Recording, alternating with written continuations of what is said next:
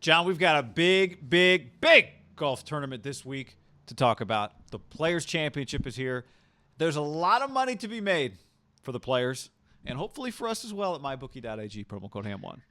Yep, that's where we're doing our betting. It's one of my favorite tournaments of the year. It's obviously one of the biggest tournaments of the year. They call it the fifth major. Whether you believe it's a major or not, it's got the best players. 48 of the top 50 guys are in the field. And unlike, I think, a lot of courses, like when the U.S. Open comes and the Masters come, I think most people are hammering the favorites, right? And that's just typically the way it works. The top 3 or 4 guys, you feel pretty good if you got some juice, some cash on multiple, right? DJ dominated the Masters. I would say coming into the Masters this year, DJ and a crew of the Rahms, the Xanders, you won't feel comfortable if you don't have money on those guys. That's not the case here, guy.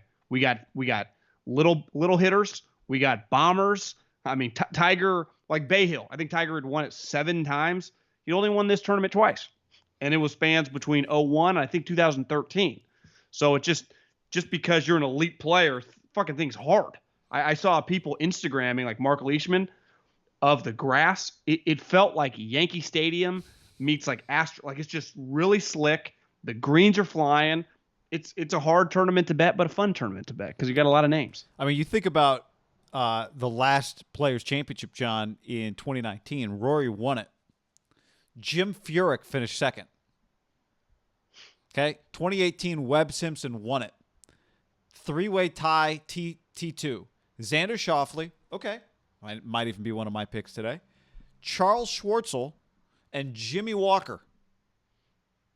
Louis Oosthuizen and Ian Poulter, runners-up in 2017. Kevin Chappell in 2016. To your point, Sergio and Kevin Kisner in 15. I mean, now we're getting further away. Furyk actually runner-up in 14, too. So well, this I think this course really, you got to hit fairways and you got to be able to putt, and Jim Furyk can do those, right? It's not. That's why Bryson. I'm just fascinated. He obviously is a dominant player, and when he's on, should win any tournament. This could be one of those tournaments. Remember last year when they came back from Corona and a Jack's tournament, and Bryson had the 11. A really tough tournament. If he's a little off, he has meltdown potential. Like Bryson's a stay away from me this week. All right, let's dive into it. Now, because of that, I guess, one thing from a strategy standpoint, when we talk about golf betting, I think a lot of times we talk about some winners, but we also talk about like some top 10s. Yeah. But given the nature of who wins, are you doing any top 10s this time, or are you going all winners? I got 4 top 10s. Okay. Kisner, like he's played here well before. He's a Southern guy. I just feel he's comfortable in this environment, and I just like the odds, 10-1. And I'm kind of going the Mexican version of Kisner. Now he's probably better. Abe Answer. I think Abe Answer is really made for this course too. He's 6.5-1. Like him. Kevin Na, who has finished, I think like 7 or 8 years ago, finished second in this tournament, who kind of has like a Kisner Abe Answer type game, right? Just good putter, hitting fairways, not overpowering anything, smart, accomplished player. I'm taking him 8-1. So it's like typically you would not take these type players in like a major or feel great about it. Maybe Kisner, but I feel really good about those 3 guys. Answer, Na, and Kisner. Also Keegan Bradley, the Jordan brand. He's been playing pretty well. Like you notice, you just look up the leaderboard. Keegan Bradley's been in the mix. Yep. I did notice because I saw him there and I thought, I don't think they sell those Jordans to the general public. It's just Keegan, who's MJ's friend. It's rare you see a guy that's as tall as him squat down as low as he does in his swing. A little weird, but it works. 11-1, top 10. I got Abe Answer to win, John. 80-1. Don't hate that. 25 pays $2,000 on Abe Answer to win. And I went back and forth. I initially had Adam Scott as a top 10, but like $25 paid like 140. So let's take a bigger swing and Adam Scott to win 66-1. 25 pays 1650. So I adjusted on that. It's pretty good odds. I did a couple top 5s before we get to some of my winners. I do think with the top 5s, the top 10s, like I'll take the Kisners and the Nas. Top 5s, I kind of need to ride a couple horses. Well, I know one you should guarantee having the top 5 then. Well, I'm going to get to that one. Scotty Sheffler, who, is like a 45-50-1 type guy to win it. His top 5 is 7.5-1. And just a couple weeks ago, I rode him at concession. That course is hard. He finished top 5. And then, of course, I heard a stat. Tony Finau, 5 of his last 7 tournaments finished in the top 10. Several of those he finished runner-up in multiple of those. 5.5 to 1, top 5, Tony Finau. I like it. And that's when I said I know who you're going to have in, I expected that one. I've got 2 guys who I think they feel like lock top 5s. One is Tony. I would say Xander Schauffele has kind of the same vibe to him, right? Where Xander is always around. Wouldn't you agree? Top 3s, top 2s, top 4s. He's always around. I feel Xander and Tony have a lot of parallels in their career right now. Like, if I just needed a guy to go play a pickup golf game and I wanted a guy by my side and you told me I got one of those, I'd feel the equivalent like walking into the gym with LeBron James, right? I'd be like, we're going to kick ass. Though and if you're my going to enjoy money's yourself on them, because they're both nice guys.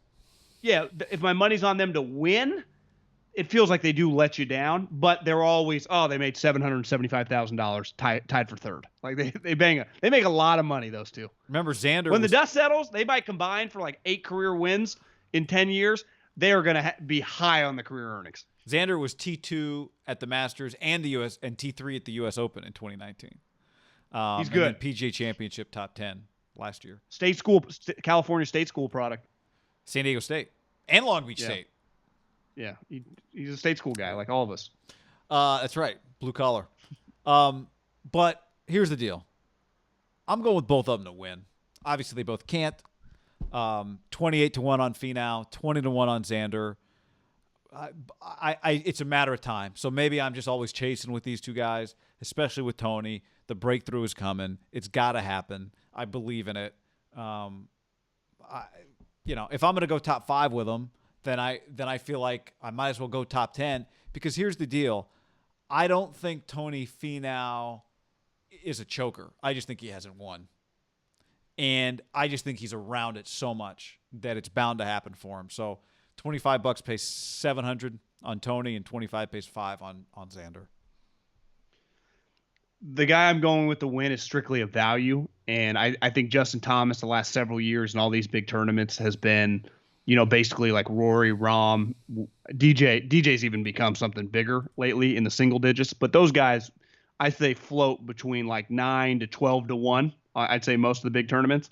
And he's been in that clump of guys. Xander has snuck up there a couple times. But right now, JT is 20 to 1. Now, he's not playing well, and just it's a little risky just because he's not playing well. And this, of course, I don't think you win if you're not playing. Like, I won the players on my B game. That's not the way it works. I just think 20 to 1, the value is too good. I actually put $100 on that just because it's like, I'm going to ride this blue chip guy whose odds are never this. They're yeah. And all it's going to take for him is a win at one of these tournaments, and boom, he's back up in the mix, right? I think somebody might be thinking like you, because now I'm looking at it. I've got it at down. 18 to 1 now. Yeah. So I got it 20 to 1 48 hours ago. It's already up. I think people hammered that. I did read somewhere if this was the NFL, I'd be not happy, but it's golf. He's the most bet on guy right now because his odds are so great. You hate being that public, but it's not because everyone believes he's going to win. It's because everyone sees a value. Yeah. Yeah. Right. I think there are a couple other values. Tommy Fleetwood has shown some signs of life the last couple weeks. A couple of years ago, Tommy Fleetwood was like the international Xander or something, right? He was a guy that's going to win big. He was always good in majors. He's 25 to 1. Just dabble a little bit. Jason Day has won this tournament before, playing well, 45 to 1. And then a couple long shots, Kisner and Keegan, just because, 125 to 1 on Kisner. You put $10, that pays $12.50. That's for a Keegan guy that has finished, the guy that has played well in this tournament before. Yeah, Kisner's just a really good, somewhere between 25 and 50 in the world, right? But you feel like if he's on, he can be in the mix. I feel very comfortable betting Kisner big tournaments top 10s. He has that in the bag. Yeah, I think part of it is, and obviously this is not a major technically, and he has played well here. But when you hear him kind of talk about sometimes in majors, it's hard for him to compete. I wonder if he just goes in thinking because he said it, like, I know there are tournaments I can't win. And people remember the thing, and it was a few months ago, like, why do you play? He's like, have you seen the money? Yeah. I wonder if he goes in a little looser in some of these events. He's just, every putt he makes is just everything's money. It's all cash, right? I heard Kevin Na was on the no laying up, and he laughed at that Kevin Kisner comment because their games are very similar. Yeah. And he's like, you usually know on Monday or Tuesday when you have our style be like, if I'm playing well, I go, I'm top 10 in here.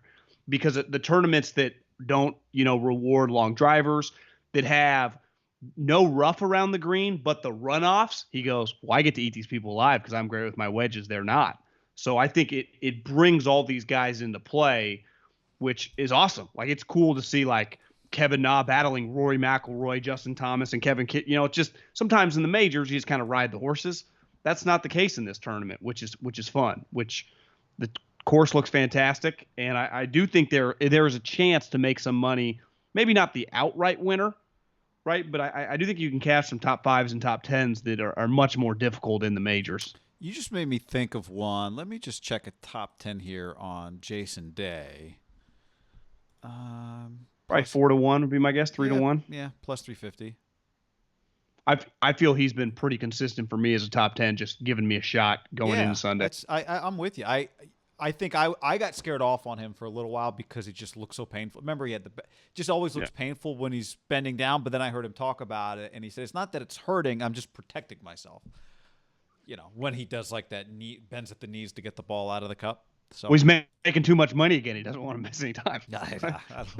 He's around. The beard, I don't know. I haven't seen him this week. I don't know if he's got the beard still, but I'd shave it. But otherwise, love watching him. So mybookie.ag, promo code HAM. Go get it on. Ham1. Ham1. My bad.